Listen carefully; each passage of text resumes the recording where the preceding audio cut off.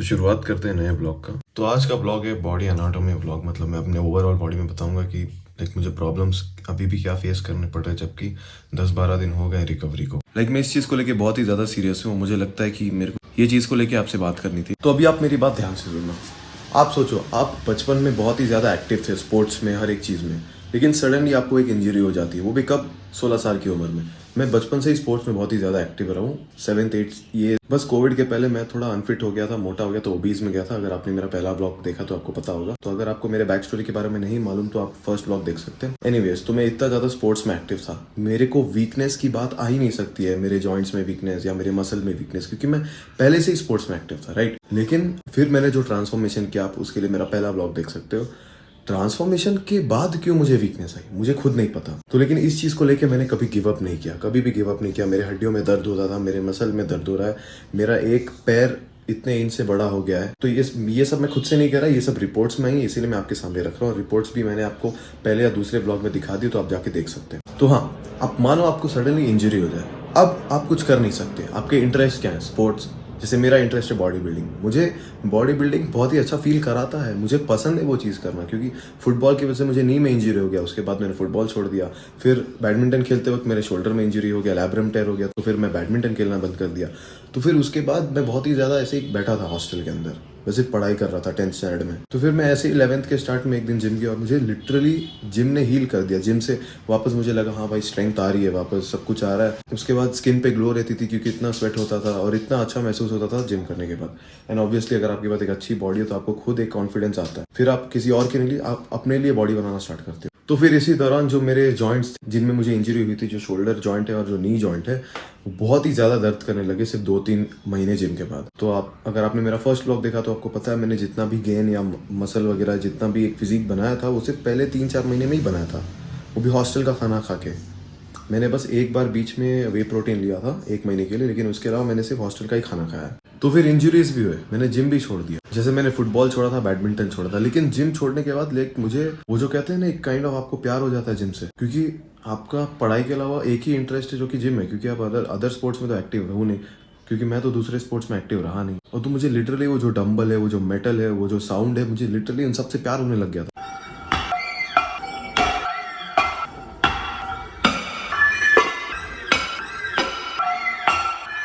लेकिन फिर इंजरीज ने मुझे वापस रोक के रखा था। तो फिर उसके बाद जिम छोड़ने के बाद मैं दूसरे एक्टिविटीज़ में पार्ट लेने लगा। डांस था और बहुत ही ज़्यादा फंक्शंस थे। तो उन सब के टाइम में मुझे शोल्डर और नी में बहुत ही ज़्यादा पेन होता था, क्योंकि ये मेरी मेजर इंजरीज थी। लेकिन तब तक तो मुझे पता नहीं था कि मुझे पेल्विक टिल्ट है, क्योंकि मुझे हमेशा से ही एक पैर पे प्रेशर फील होता है। मेरी फिजियोथेरेपिस्ट है, उन्होंने रिपोर्ट्स के मुताबिक बताया कि कुछ इंचों से मेरा जो लेफ्ट लेग है वो लंबा है मेरे राइट लेग से।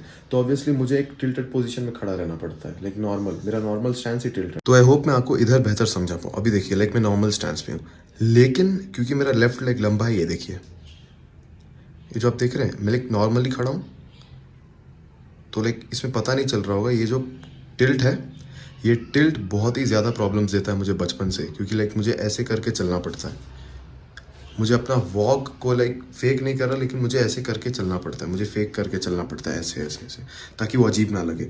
अगर मैं नॉर्मली चलूँगा तो मुझे ऐसे चलना पड़ेगा, टेढ़ा है, क्योंकि लेफ्ट लेग जो बड़ा है वो ऐसे करके निकलता है। तो टीनेज से ही मैं जो भी करूँ, रनिंग करूँ, वॉकिंग करूँ, मुझे हमेशा ज़्यादा प्रेशर राइट लेग में फील होता था, जिसकी वजह से मुझे मसल इम्बैलेंस हो गया। मसल इम्बैलेंस होता है जिसमें आपकी एक मसल बहुत ही ज़्यादा स्ट्रांग होती है, बहुत ही ज़्यादा बड़ी अपीयर होती है आपके दूसरे पार्ट ऑफ द मसल से। तो मेरी लेफ्ट लेग हमेशा वीक रही, उसका साइज़ भी छोटा था, और मेरी राइट लेग हमेशा बड़ी रही और उसका साइज़ भी बड़ा। तो मुझे हमेशा वो वेट बेयर करके चलना पड़ता था लेफ्ट लेग में। तो इससे दौड़ते वक्त या कोई भी स्पोर्ट्स खेलना, उसमें मैं अपना फुल पोटेंशियल तक नहीं कर पाता। तो ये तो बात रही स्पोर्ट्स की, ठीक है, मैंने स्पोर्ट्स छोड़ दिया। लेकिन फिर जब मैं जिम करने लग गया, तो जब मैं स्क्वाट्स मारता था, स्क्वाट्स तो सबको पता है जो हम लोग उठ के बैठ के मारते हैं, उस वक्त मेरे नीज़ में इतनी साउंड आती थी, इतनी ख़राब पॉपिंग साउंड आती थी, और उस वक्त भी मेरा सारा प्रेशर राइट लेग में था। मैं बहुत ही हैवी स्क्वाट्स मारता था, क्योंकि बचपन से स्क्वाटिंग करते आ रहा हूँ, तो मुझे पता है।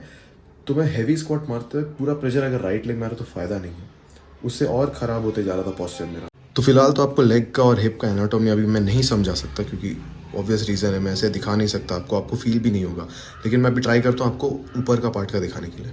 तो आई होप अभी आपको दिख रहा होगा। और इधर मैं थोड़ा सा आपको पेल्विक टिल्ट के बारे में बता सकता हूँ। जो आपको इतना निकला हुआ दिख रहा है इस साइड पे और इस साइड पे, ये एक एक्चुअली इसका एग्जैक्ट डायमेंशन तो नहीं बता सकता, लेकिन ये मुझे फील होता है एक हल्का सा ऊपर या नीचे दिखाई देती है। ये देखिए मेरा नॉर्मल स्टैंस है और आपको दिख रहा होगा कि ये जो बोन है ये थोड़ा सा ऊपर की तरफ टिल्टेड है, तो इसे कहते हैं पेल्विक टिल्ट। मैं इसके बारे में आपको फोटो या कुछ तो डाल दूंगा कहीं पे। तो एनीवेज ऊपर के बारे में बात करते हैं। अगर आप ध्यान से देखो, मैं आपको जूम करके दिखाता हूँ। अगर आप ध्यान से देखो तो आप देख सकते हो क्लियरली ये वाला बोन कितना लंबा है इस वाले बोन से।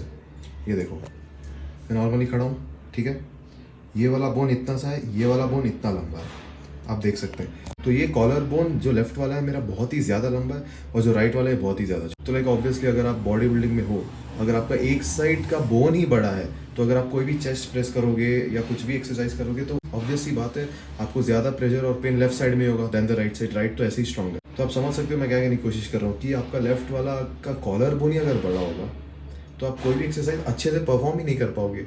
तो यही रीज़न है मैं जिम में भी अपने पूरे पोटेंशियल पे वर्कआउट नहीं कर पाता था। हाँ ऑब्वियसली अगर फोटो वोटो लेना तो आप एक साइड थोड़ा ऐसे लैट आप पुश करके कॉलर बोन को इवन कर सकते हो, लेकिन फोटो में फ़ायदा क्या जब आप असली में ही आप फुल पोटेंशियल नहीं निकाल पा रहे, राइट। फोटो में तो सिर्फ एस्थेटिक दिखाने के लिए हम खिंचवा सकते हैं, लेकिन अगर आप रियल में आपका कॉलर बोन्स ठीक है ही नहीं, स्ट्रॉन्ग है ही नहीं, तो उसके फायदे नहीं। मैं ये कहना चाहता हूँ कि लाइक मुझे इतने प्रॉब्लम्स क्यों हैं। लेकिन पहले से ही एथलेटिक था, मैं बचपन से ही खेलते आ रहा हूँ, लेकिन फिर भी आप अगर बैठ के सोचोगे ना आपको लिटरली रोने का मन करेगा कि लाइक ये प्रॉब्लम्स क्यों है मेरे को। अगर आपको ये सब रहता है तो आप सोचते ना कि आपको क्यों है ये प्रॉब्लम।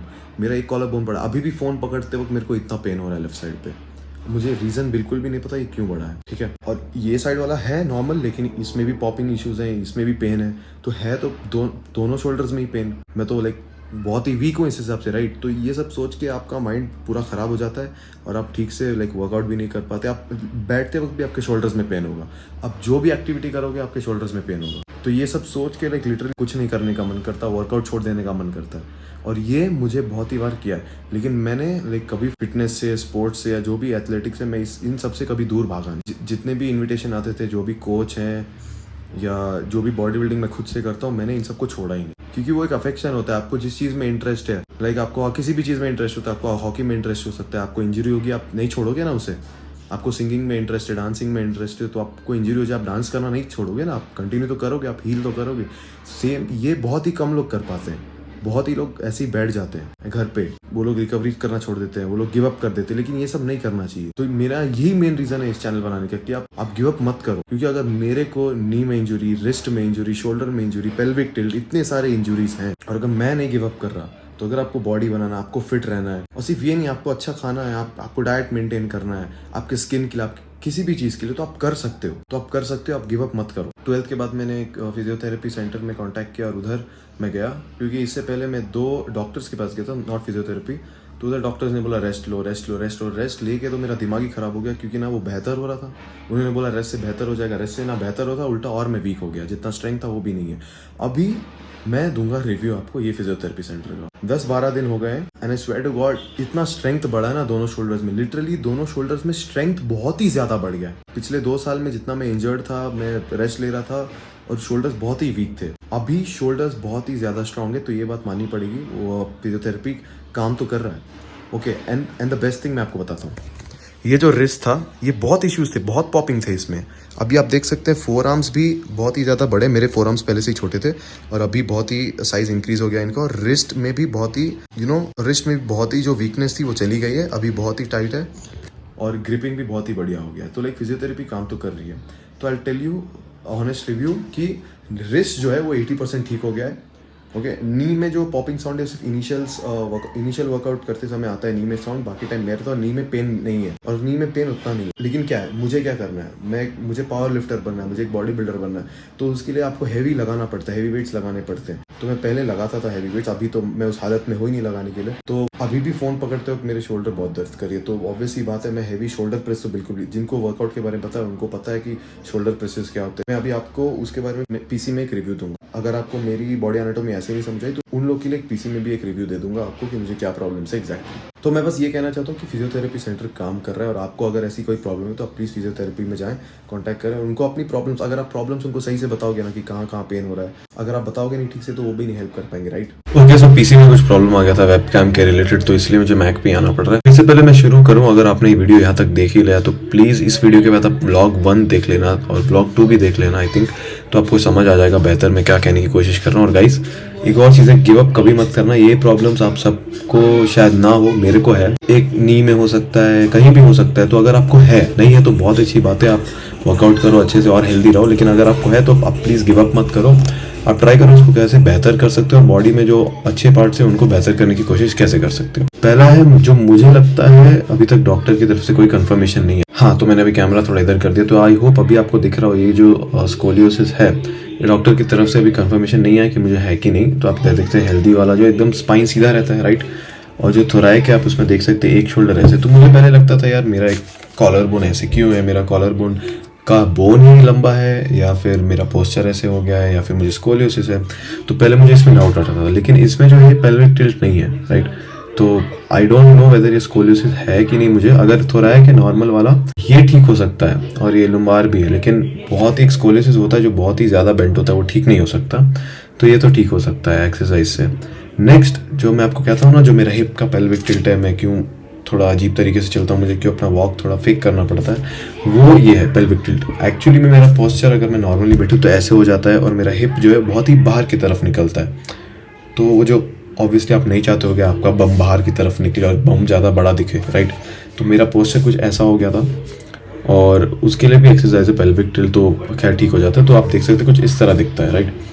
तो ये पेल्विक टिल्ट की बात है। अभी चलते हैं मेरे नी वाले पार्ट में, जो कि एक मेजर इंजरी है। नी फुटबॉल खेलते वक्त हो गया था। तो आपको ये जो एंटीरियर क्रूसिएट लिगामेंट दिख रहा है, इस पार्ट में मुझे स्ट्रेच, अभी तो ठीक है एक्सरसाइज स्टार्ट हुआ, लेकिन मुझे फील नहीं होती थी। लाइक अगर आप लेग स्ट्रेच करते हो ना, टो स्ट्रेच करते हो, तो जो आपका हैमस्ट्रिंग स्ट्रेच होता है, तो मुझे इस नी के पार्ट में बिल्कुल भी फील ही नहीं होता था। लाइक वो आप सीधा मुझे नी फील नहीं होता था, बहुत ही पॉपिंग इश्यूज आते थे। तो ये मुझे नी का प्रॉब्लम हुआ था, और क्योंकि नी में और पेन इसलिए बढ़ता गया कि मुझे पेल्विक टिल्ट भी था। तो लेफ्ट लेग हल्का सा लंबा था, जिसके कारण पेल्विक तो थोड़ा उल्टा अपीयर होता ही था, और नी में भी उल्टा और प्रेशर पड़ता था राइट साइड में। और अभी चलते कॉलर बोन की तरफ, जिससे मैं बहुत ही ज़्यादा नफरत करता हूँ, क्योंकि पेल्विक टिल्ट चलो एस्थेटिक वाइज उतना दिख नहीं पाता, लेकिन जो अपर बॉडी है बहुत ही ज़्यादा दिखता है, राइट। और आप इधर देखते हैं, मुझे एग्जैक्टली यही इमेज की प्रॉब्लम है। आप इधर देख सकते हैं, जो इनका लेफ्ट साइड है, आई मीन इधर से आपको राइट, जो इनका लेफ्ट साइड है वो मेरे राइट साइड की कंडीशन का है, लाइक इट्स नॉर्मल और थोड़ा अंदर की तरफ धंसा हुआ। और जो लेफ्ट साइड है इनका, वो आप देख सकते हैं बहुत ही ज़्यादा लंबा है, लाइक बहुत ही ज़्यादा ऊपर की तरफ है। तो एग्जैक्टली ये सेम प्रॉब्लम मुझे भी है। या तो आप ऐसा भी आप देख सकते हैं, जो राइट साइड वाला है वो मेरा कुछ ऐसा दिखता है, और जो लेफ्ट साइड वाला है वो कुछ ऐसा दिखता है। तो ये बहुत ही ज़्यादा अजीब दिखता है। ऑब्वियसली अगर आप एक बॉडी बिल्डर, आप चाहते हो आपके एस्थेटिक्स अच्छे से दिखे, राइट, आपके इवन चेस्ट हो, इवन शोल्डर्स, कोई नहीं चाहेगा एक चेस्ट छोटा एक चेस्ट बड़ा हो, राइट। कोई भी इम्बैलेंस क्यों जाएगा अपनी बॉडी में। लेकिन ये कॉलर बोन की वजह से आप अगर कोई भी एक्सरसाइज परफॉर्म करो, पहली चीज़ जो आती है वो आपका पोटेंशियल बहुत ही ज़्यादा कम हो जाता है। लेकिन अगर आप 50 किलोज का चेस्ट प्रेस मार सकते हो, क्योंकि आपके लेफ्ट में इंजरी है, आप लाइक लेफ्ट खींच नहीं पाओगे, उसकी वजह से आप राइट भी नहीं खींच पाओगे। राइट खींचोगे तो लाइक इम्बैलेंस होना शुरू हो जाए, तो बहुत ही ज़्यादा प्रॉब्लम है। इसीलिए मैं कहता हूँ कि बहुत ही बार रोने का मन करता है, सब कुछ छोड़ने का मन करता है, लेकिन मैं हमेशा कहता हूँ गिव अप मत करो। तो ये प्रॉब्लम मुझे है।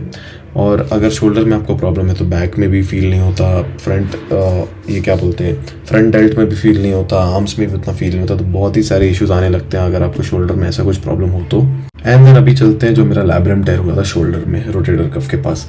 तो आप देख सकते हैं शोल्डर में बॉल एंड सॉकेट होता है, इतना तो बेसिक आपको पता ही होगा। तो रोटेटर कफ होता है, राइट। मुझे रोटेट करते वक्त इतना पॉप होते थे, शोल्डर बाहर आ जाता था, लेफ्ट वाला है लाइक, तो बहुत ही ज़्यादा इश्यूज होता था। तो आप इधर देख सकते हैं, जो इधर लैब्रम लिखा है, राइट, उसमें मुझे पार्शियल टेयर हो गया था। इसका रिपोर्ट है मेरे पास, अगर मुझे मिला तो मैं आपको 100% दिखाऊंगा फोटो में। तो इसका लैब्रम टेयर हुआ था, एंड इसके बाद मुझे डॉक्टर ने बोला रेस्ट करने। आई होप लैब्रम ठीक हो गया, क्योंकि अभी वो पॉप तो नहीं होता जो लैब्रम वाला होता है, लेकिन मुझे पेन बहुत ही ज़्यादा होता है, एंड और उल्टा और अनइवन हो गया रेस्ट लेने के बाद।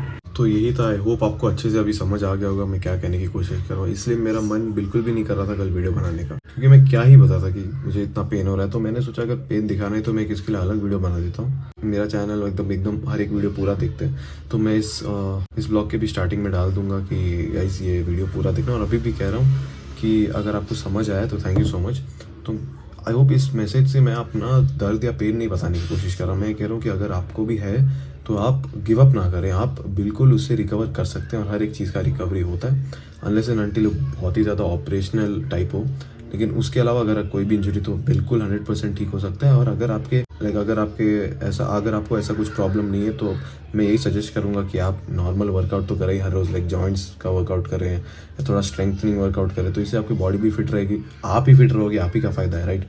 आप भी स्ट्रांग रहोगे। तो बेसिकली आज का वीडियो इसी के बारे में था और इसलिए मैंने आज कुछ मॉर्निंग रूटीन या ये सब खाना पीना कुछ नहीं दिखाया। मेरे को स्पेसिफिकली अपने बॉडी के बारे में वीडियो बनाना था कि मेरे को क्या प्रॉब्लम्स है और मैं क्या फेस कर रहा हूँ वो आप भी समझ पाओ। और अगर आपको कोई प्रॉब्लम्स है तो आप प्लीज़ इससे रिकवर करो और गिव अप मत करो। तो anyways, thank you for watching the blog. मिलते हैं अगले ब्लॉग में। जय बजरंगबली।